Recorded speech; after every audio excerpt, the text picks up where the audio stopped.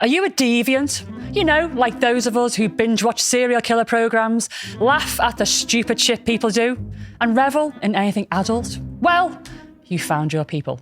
Join us as we crack open the door to the padded cell and release the insanely stupid, the weirdly wonderful, and those who choose to live outside societal norms. We'll delve into the strange, the macabre, the sexy, and the outrageous. So if you're a deviant, then you have your place with us in the padded cell.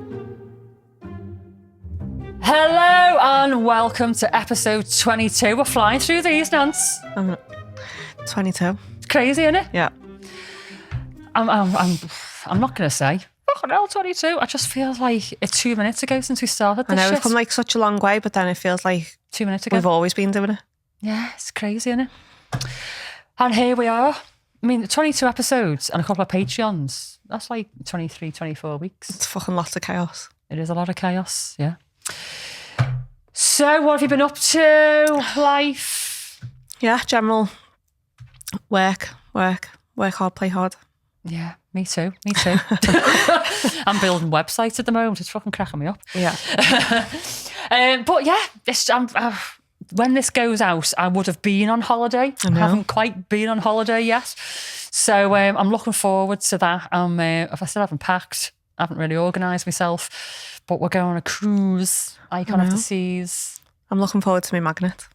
And yeah, do you know what? I could get a magnet from every place that I go to, a shit magnet from every... So if you don't know already, Nancy collects shit fridge magnets. Really shit one. Shitter the better. Yeah. I think my favourite one I like is the one that I got from Cyprus. The cat. With the cat. It's the It is awful magnet ever. Yeah. But now I feel like I've peaked. I can't quite like top myself now. Top myself. Don't top yourself. You know what I mean? What's what I'm looking, yeah. Top myself. Top it. Yeah. We get you. So that's my challenge now Yeah. when I go away is to top it's the a shit good fridge challenge to have. Yeah. So, so by the time this goes out, I would have been on my cruise and probably about a stone heavier, needing a liver transplant because I've actually booked one of them drinks packages. And I've got to obviously, drink Make as the much most as of I've it. spent. Last time me and Jim went on a cruise and we got all his drinks packages, we were about 5 days in and his legs went massive. He swelled up dead bad. He got gout. He drank that much. He got gout. So I said to him, what are you going to do? And he went, what have we got? 2 days left. I'm going to just carry on. And then when he went home and stopped drinking, it all went down again. How bad he drank that much. His kidneys just went, no, fuck you. Packed in and he got gout. We were drinking loads of Kuiper Oscar. Do you know what a Kuiper Oscar is? Fucking love Kuiper Oscar with Grey Goose or a nice vodka. But they do massive bloody measures. Yeah. And, I don't really drink that much. Jim doesn't really drink that much. So, yeah, gout. So I said, you're going to aim for gout again this time? Is that where we're heading? Top it. Yeah. So this episode is going out around Valentines. Yeah. Around. And I'm not going all loved up and all that because neither of us really do loved up. And you certainly don't. Look at the face on you. Honest to God. I mean, every now and then in secret. Is it because Sid isn't romantic? No, I think it's just, you. We're just well suited. We're both not. Yeah. Just not that way inclined. Just a dark heart. Yeah. No. Do you know when you got married, you're all like loved up and romantic then? You look like it. You're putting a good act on. Loved up, yeah. Romantic. No, you're not the flowers kind of girl, Every now and then I like some flowers. Take notes. And he does. Well, I messaged you the other day, didn't I? And nice. I was having a bad day and he came when home you said with it was flowers. Sid, I went, fucking hell. And like that, when it's nice, when I'm having a shit time, it's meaningful, it's nice. Not turn All up on the time. Valentine's Day because everyone says you need to buy flowers and chocolate. The price of roses, they Yeah, go through the fuck it. roof around. Is Valentine's the same date in all countries? Don't know. Dylan, I'll find out. look it up for us. I think so. Sure. Don't know, because Mother's Day is on different days, isn't it? Yeah. Across the world. I don't actually know when Mother's Day is in the UK. March sometime. Does it get celebrated all across the world? Don't know. Should have really done this for a subject, shouldn't we? Oh yeah, Dylan's looking it up for us. Regardless of its origins, Valentine's Day is celebrated around the world, February 14th. Oh, there Yeah. you go. So you all know what I'm talking about. It's all around the same time. So there you go. So we are current. This is somebody in America going, Valentine's Day is until September. What are you talking about? So, yeah. Now, I quite like Valentine's, but we don't. It's been a long time, I think, since we've like properly celebrated it. You know, when we first got together, it was like nice and all that. But once you have kids and you got a house, it's like, nah.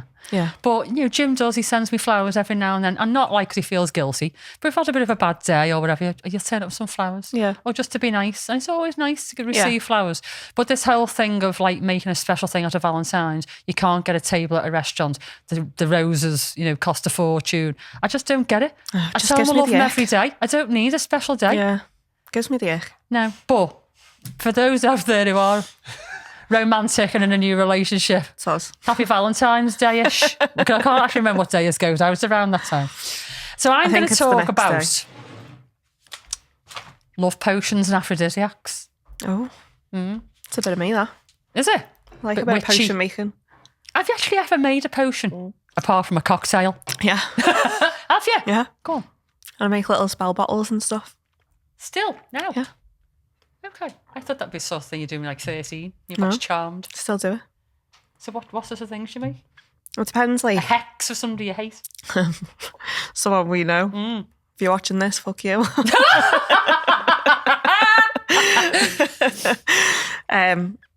Yeah, I just love it. I've got a little apothecary box full of just the smell. Everything. I love it. So, And like simmer pots and stuff in the winter. And so hang on. Right, hang on. So I'm imagining you going full on like Sabrina. Hubble, bubble, toil and trouble. no, not quite like that. You don't like cast a spell over your thing. Do you say some words over it? I mean, you can think them, like manifest them. Why you say it out loud? We've got to manifest it. Just Because say it. usually the fucking Sid's next door going, fucking talking shit to herself and me crystals. And Surely he's used to it now. yeah, he just ignores me. Just like, shut up, And I knobhead. put all my crystals out on a full moon and stuff. And he's like, fuck off. Shut up, knobhead. Otherwise I'm going to cast a spell and like eradicate you. Yeah. Right. Kind of need them, don't I? Fun fact. You said full moon. We are going to start this episode in a minute, Del. When I was a midwife, I brought it up briefly in a previous episode and I might talk about it again. When I was on call, which is quite a lot, or I was on labour ward and it was a full moon, the amount of people that went into labour on a full moon was unbelievable. And so when I was on call, I was like, I'm going to get a call tonight. I am. And I know other people think the same, but I think it's something to do with the whole moon and like, you know, tide and the way it affects water. It's like magnetic Yeah, it's forces just and like stuff poles like and that. stuff, innit? Yeah. So my theory is that if you're ready to drop anyway, you know, any minute, the baby's fully cooked. Yeah. When there's a full moon, there's something, you know, the magnetism of the moon affects the water and the water pressure in your abdomen, making it go. And that's why I think the Makes sense. incidences of labour commencing during a full moon, it does actually go up. I'm going to have to look at the research now, aren't I? It's anecdotal now because I'm talking about it, but I'm sure there's something out there because I swear to God, Nance, every fucking night I was on call, the full moon, I was out. Yeah. It was on labour ward. It was chocker with all these people like in labour. So when it was in September, God, you couldn't take holidays in September because everybody who'd been having like little Christmas shags 9 months later in September were having babies. So One of my September- babies is a September baby. 2 of ours are. And one's in August. Yeah. Not long before. So yeah, all them Christmas shags resulting in babies. Yeah. Anyway, back to love potions. Have you ever made a love potion? No. You need to make one for Sid. So we can be a bit more romantic. You don't want to be romantic yourself, do you? Okay, maybe not. Imagine I get the egg. Yeah, you would. Do you divorce him? Wouldn't Yeah. you? So I'm going on. I don't want to get back. What sort of spells do you make? I want to know. Just depends. More like for general mood and stuff. So, okay. So like uplifting or... Yeah. So if you're in a bit of a bad Like place, you general make a well-being little... and stuff So like what do you that. put in it? Depends. This whole Like- depends thing doesn't work for me. I want fucking facts. You know, What do you put in it? Things like lavender, like- salt, like loads of herbs and shit. Oh, okay. So it's not like Eye of Newt. No. Oh. I haven't got any of them in my box. I was kind of hoping for like, you know, Blood of a virgin. Yeah. Yeah. Pubic hair of Ryan. Ryan gets some blood. He's got a special wank kiss over there. I'm sure he can manage it. Need some fluids. So you're using like, you know, earthly type substances, aren't you? Or different minerals and all that kind of thing. Okay. Do you think it works? I mean, I would say yeah. Do you think it's like almost like a self-fulfilling prophecy? So if you whether it's a placebo or whether Exactly. it's something else, like it makes me feel better. So okay. Have you ever done one for somebody else? no, Haven't you? no, You're a lion. Have you put a little curse on somebody? no, not yet, You're not made of a little voodoo doll? not yet. Not yet. See, this I brought this in another episode, that doll of me. I don't want to destroy it because it looks so much like me. It is I'm like, really "Whoa, weird. If it goes into a bin, it's going to get crushed. Yeah, What happens to me then? Because this person gave it to me in good faith. I've got this lovely present. You could have fucking cursed it. maybe. So I can't ever get rid of it. It's got to be buried with me. Or a little floggers. Yeah, or a kit. Anyway, what time's it? Jesus. Right. So love potions. Again, I went down a little rabbit hole. I just looked at the history of love potions and all this stuff came up. So love potions and aphrodisiacs, as you can probably imagine, they date back like years, thousands of years. Ancient Egypt, Greece, Rome. You can imagine the Egyptians, can't you? You know, and especially the Greeks. Horny bastards. Yeah. And aroma played a massive part in seduction back then. I think it still does, to be fair. But back then, it was all about the smell, the aroma. And they would use like perfumes, you know, if they were like trying to woo somebody.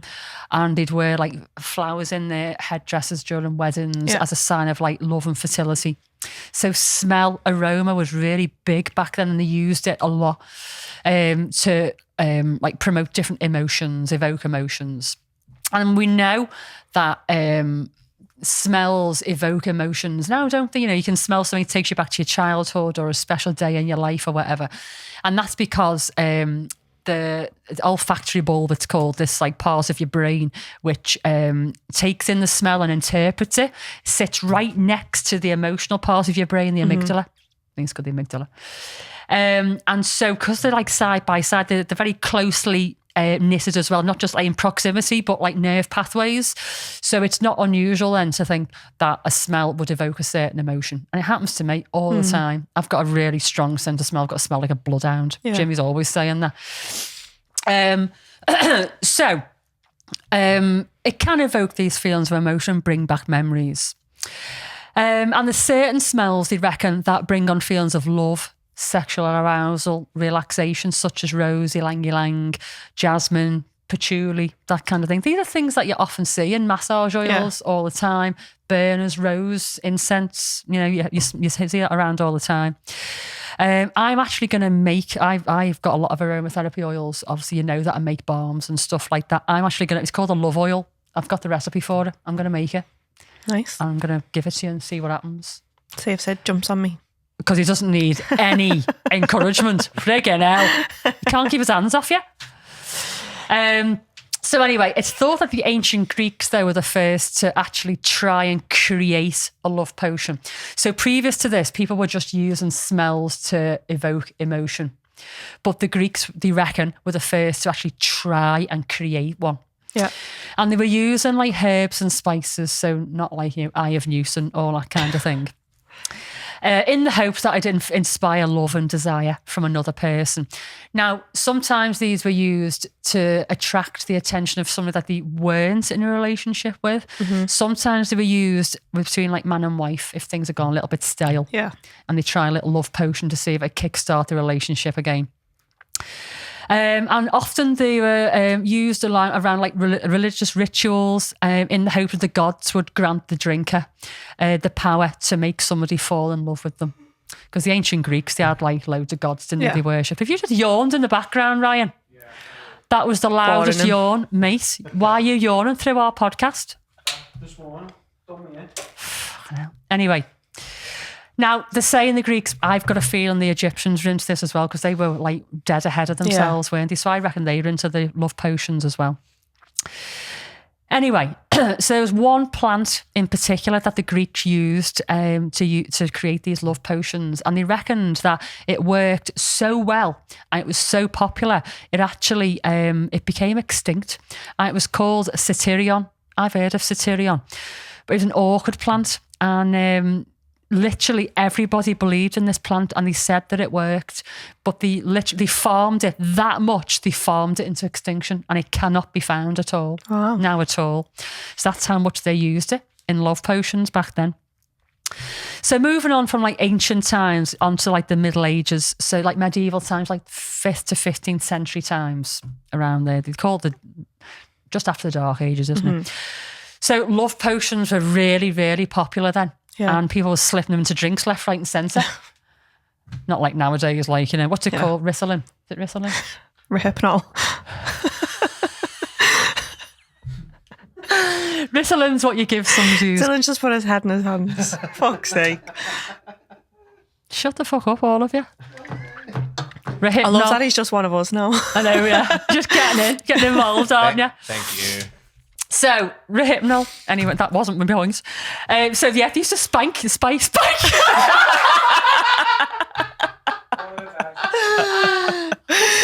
just got to shit on it, man. Okay, start that again. So, people would spike, not spank. They did that later once the love potions worked. Spike people's drinks. How sly is that, though? But often it was with disastrous effects, because they used to use deadly nightshade and mandrake.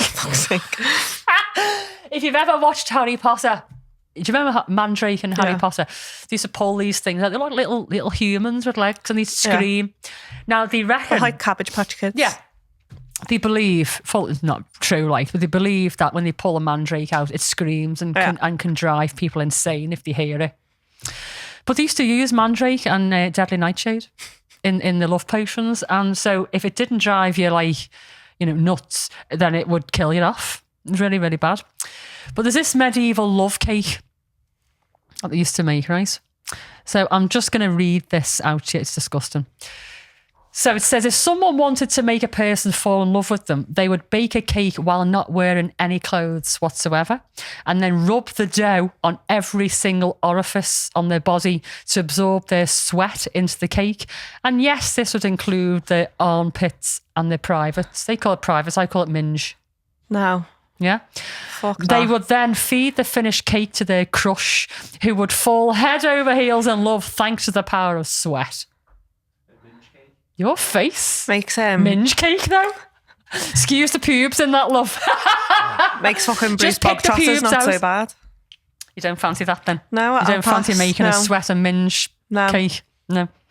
Okay. How about this one then? Powdered bone, pubic hair, and menstrual blood. Nice. So they'd make all sorts, yeah. Or that options for toppings. No. They'd put it all together, and they put all the gruesome ingredients together. They'd do all sorts of different things, but they'd cast a spell over it. And it says it was especially potent if something from both the seeker and the object of the desire was included. So basically, powdered bone. They reckon used to use powdered bone of a deceased child, a cadaver. You know. And powder the spleen down as well. But the pubic hair, they reckon, would be best if it came from the object of the desire, the guy, and then the menstrual blood from the woman. It's just wrong, isn't it? I'll pass on that. Just go on a date. Just go on a date. Have a little dinner. Just glass of wine. You and me, jiggy. Why have you got to do all this menstrual blood and killing off kids? So that obviously didn't prove very popular, and it didn't work. Then further on down the line, in the Renaissance period, 14th to 17th century, the alchemists, you're a bit of an alchemist, aren't you? Used to use flowers and perfumes. Have you ever heard of Spanish fly? No. Okay, Spanish fly, you'd often see it as like poppers and stuff like that. But Spanish fly isn't Spanish, it's not a fly. It's actually a beetle. And for centuries, especially around this time, they used to crush this beetle down. It's found all over Eurasia. It wasn't over in Spain alone. It was right over Europe and Asia. And so they used to crush it down, add it into food, add it into drinks and all that. But it's not good. It'd give you blisters and it like you blister your throat and stuff. Sexy. Like some people die from it. And I can't remember the woman's name, but some woman was, I think she was put to death because she was spiking people with the Spanish fly, trying to get her legs around them. And it actually it includes this extract. Hang on, I'm going to see if I can say it. Cantharidin. So it's a substance supposedly increases sexual desire, but not only does it do that, but it can actually eliminate the desire permanently. Because in real world, now that we know what the Spanish fly does, when ingested, it can actually kill, even in small doses. Thank you. And in humans, it causes a burning sensation of the urinary tract, and in men can provoke an erection, but not a comfortable one, like a really, really, really painful erection. But because of this, that's why people used to say it as an aphrodisiac. But actually what it was doing, it was causing an inflammatory reaction, burning their guts and making their erection really, really painful. I know. In the 1950s, actually, some fisherman died by accident. He'd read somewhere that if you crushed this beetle down and added it into water, when you went out and, I don't know, would you put it in the water with the fish? I don't know what you do with this fucking stuff, but you put it in the water, I think, and it'd make all the fish come to the surface. Like bait. Like a bait, I suppose. But so he mixed this stuff up, shook it. It was on his thumb. He pricked his thumb by accident with a fish hook. And as you do, he went, sucked his thumb. And there was enough of this stuff to kill him off. Wow. And people used to use this as like, you know, me and you jiggy. Well, get it on. Some of these beetles. So where are we now? I mean, in the 19th, 20th century, obviously, love potions were often seen in like, you know, movies, books, magical love potions, casting spells. You know, we all grew up with the likes of Charmed and all that kind of thing. But nowadays, you know, there are actually websites out there, and there's people who do try and create love potions and aphrodisiacs. I'm sure you're going to be well online now looking at this, how to create a love potion. And they use all sorts of natural remedies, and they do cast spells over them and stuff. But in Zimbabwe, there's actually traditional healers who you make these things day in, day out, and people pay between $40 and $70 for a love potion. What happened to just wooing people? Just send a text. Just send a text. Jesus Christ, Nance. Show us your tits. Works for me. Is that as far as your wooing goes? Yeah. Send nudes. So, I don't know, this whole love potion thing, I'd rather just, you know, use me charm. Yeah. Me Buy me dinner. scouse charm and me bad language. Yeah. And all this love potion, it's just too much effort. Isn't it really? I don't know. I quite enjoy the potion part, but not for anyone in particular other than myself. I might have to get you to make me a little potion for something. Yeah. I'll make you a little potion bottle. Okay. I want a little pretty one. Okay. When I was looking this up, you know, online, all the beautiful potion bottles that you can buy on Etsy. Yeah. And they're like molded on like, you know, traditional potion bottles and all that kind of thing. So look it up. So there you go. Love potions for Halloween. What is wrong with me today? Valentines, Vic. Valentines. Right, okay. I just need to stop talking, really, don't I? I think so. I've got to do a middle bit. We've got like 2 minutes left, so Have we got time to do like a little quick Nancy segment, or should I just do a middle bit? we'll just do a middle bit. Just do a middle bit. All right. It's worth it. We'll keep this one in the bag. All right. So I just happened to be on Facebook talking to my fans, and one of my fans shared this thing. And it's a place in the Ozarks, and it's a restaurant and bar. I thought it was a joke. It's not. When I looked at it, it's actually real. And it's called the legendary Big Dicks Halfway In. And there's a big, massive sign saying Big Dicks Halfway In outside. There's actually a sign pointing, I think it's like half a mile down the road like that. Just the tip. So Big Dicks Halfway In. So I looked at it and I was like, this cannot be real. Anyway, it is. When I looked on the website, it's got a menu, it's got all sorts of things, it's got other outlets all around the area in the Ozarks. And, hang on a minute, it says the story of how Big Dicks came about. If I've still got it here, I just want to really, really be very quick. Ryan shaking his big dick. Almost 35 years ago now, a fella by the name of Dick started a small bait shop right here on this spot. A year later, it became a grocery, and finally, a few burgers and beers were added to the joint. Well, the little bait shop was all grown up and needed a fitting name.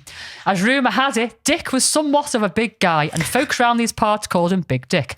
Before you knew it, Big Dick became quite the popular chap. Everyone wants to visit with Big Dick, but with being a little out of the way here in the Ozarks, they weren't exactly sure where to find him.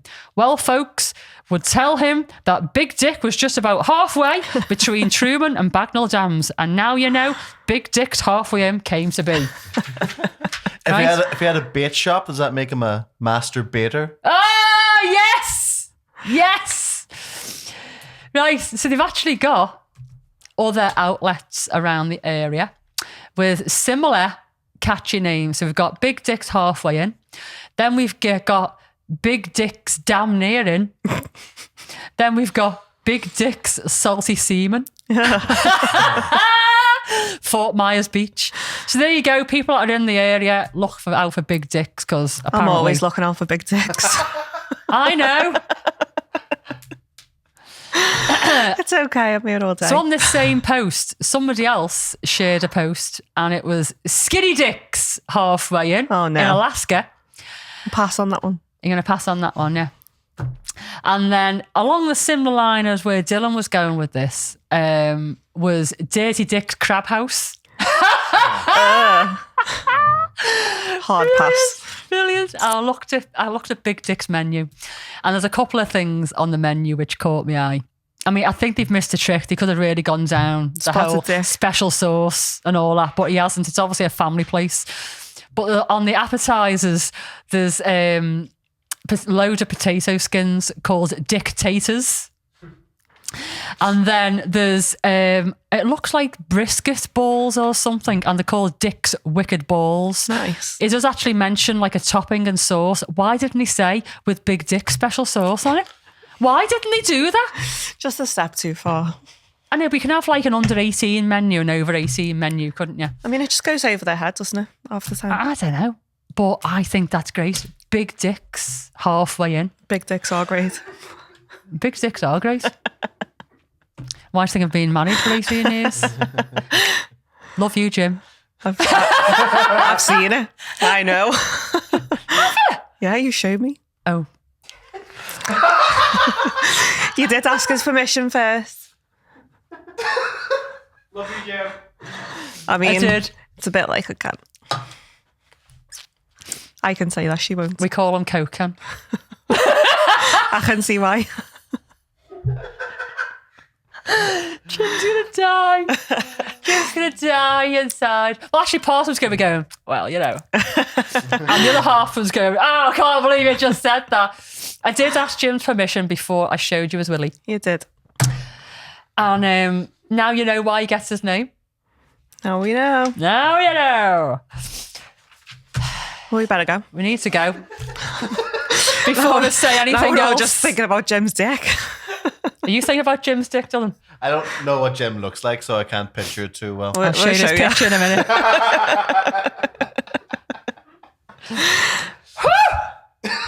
I hope Jim's in the mood later, because I am now. All this talk of big dick, it's got me on one.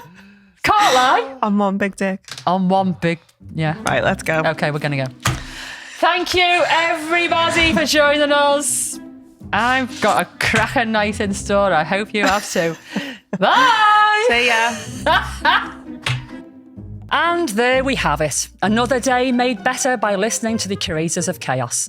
Thanks for dropping by. And if you enjoyed the show, we'd really appreciate you sharing your love for the Pad to Sell podcast with your friends.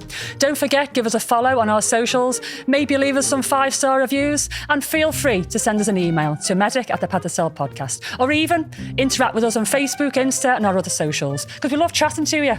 Be sure to stop by next week because, as Bowie says, I don't know where I'm going next, but I promise it won't be boring.